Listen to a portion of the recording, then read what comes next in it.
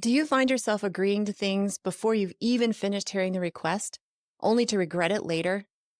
I'm Dr. Annie Campanile, trauma survivor and professional coach, and in today's episode, I'll share a simple yet powerful phrase that will help you say yes on your own terms without harming your relationships. Welcome to Heal Your Trauma, Find Your Voice, the podcast for trauma survivors ready to break free from people-pleasing and self-doubt. I'm Dr. Annie Campanile, here to help you trust your intuition, communicate clearly, and build relationships that fulfill you. Each week, you'll learn practical tips to heal past wounds and turn surviving into thriving. Welcome back to episode 5. Last week, we explored how to recognize our automatic yes response and connect with our bodies to notice what we really want. This week, we're building on that foundation with a practical strategy to create space between hearing a request and saying yes or no.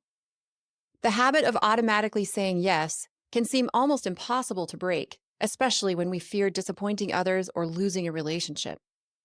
But as I learned in my own healing journey, creating even a brief pause allows us to step out of survival mode and reclaim our ability to make intentional, empowering choices. I remember the day I first considered the possibility that I could stop responding immediately when my then husband wanted me to do something for him. I was sitting in a therapy session describing how overbearing I felt my husband was. His name was Wes, and he was a very charismatic man with a huge personality, which I loved. He also struggled with alcohol abuse, and his moods swung unpredictably between enthusiastic joy and soul-sucking despair. Because I cared deeply about Wes and was heavily invested in trying to manage his alcohol use, I found myself responding to his every need or desire as quickly as possible, hoping that my attention and care would somehow heal his addiction. As you might have guessed, that didn't work. All it did was teach Wes to look to me to fulfill his every wish, which left me walking on eggshells, feeling overwhelmed and exhausted. That day in my counselor's office, after I had complained about Wes's rapid-fire requests, my counselor asked me a simple question that changed everything. She said, "Annie, what would happen if you took 3 breaths instead of answering Wes's requests right away?" My immediate response was physical. My throat tightened, my breathing stopped, and I felt a wave of anxiety wash over me. Thought of pausing, of not immediately giving Wes what he wanted, felt terrifying. My mind raced with imaginary scenes of Wes reacting by drinking or cheating on me again. I don't think I said anything to my counselor in that moment. I had gone into freeze mode, but I did listen to her, and I heard her say, "Annie, it is okay for you to take a moment to think before responding to Wes. You don't have to say yes right away or at all to anyone." I was 34 at the time, and that was the first time anyone had ever said that to me. With my counselor's help, I began practicing what I now call the power pause. Unlike last week's truth check, which we practiced in private, the power pause is something we use in real time during interactions with others when they make a request of us. Here's how it works. When someone makes a request, instead of giving your answer immediately, do this. First, take 1 slow, full breath. Then, feel your feet firmly placed on the floor. You might even wiggle your toes, or if you're standing, rock forward and backward so you can really feel your feet connect to the floor. And third, say these words. Let me think about it and get back to you. That's it. You don't need to make a decision in that moment. You don't need to explain yourself.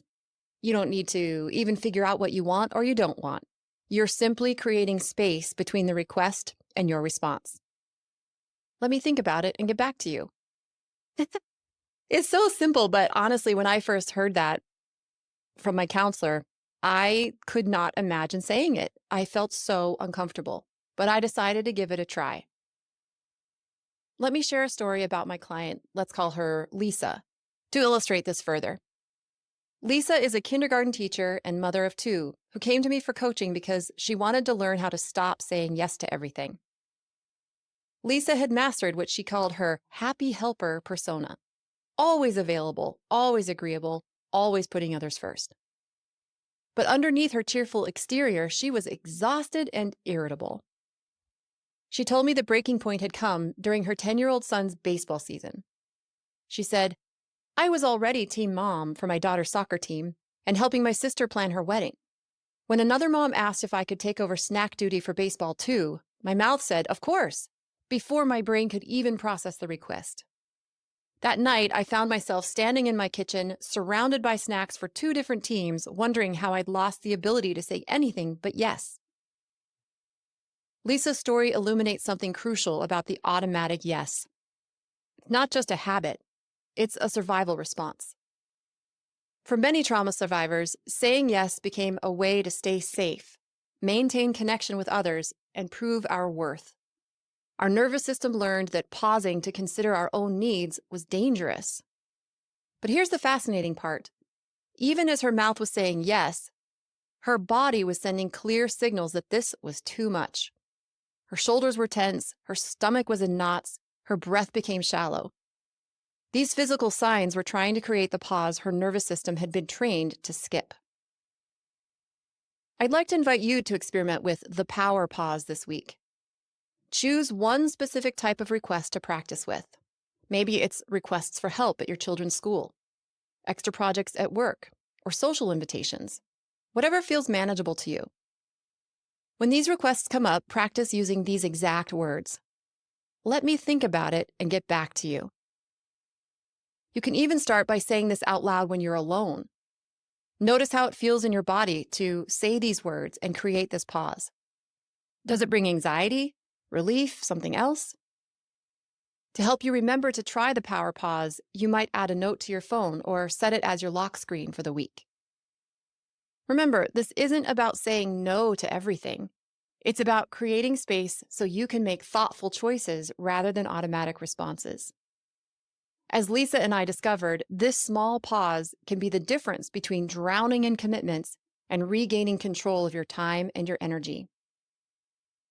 If you're ready to take the next step in communicating confidently without fear of judgment, rejection, or letting others down, download my Trauma Survivors Empowerment Guide. You'll find a link in today's show notes.